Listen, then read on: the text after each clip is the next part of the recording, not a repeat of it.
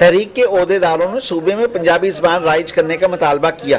उनका कहना था कि अरकान पंजाब असम्बली ऐवान में पंजाबी ज़बान में तकारीर करें और स्कूलों में बच्चों को पंजाबी लाजमी मजमून के तौर पर पढ़ाई जाए। उन्होंने कहा कि बाज़ अनासिर पंजाब की मादरी ज़बान को दबाने की कोशिश कर रहे हैं, लेकिन वो ऐसी हर कोशिश को नाकाम बना देंगे। भूख हड़ताली कैंप में पंजाबी शोरा, अदीब और तालिबात ने भी शिरकत की।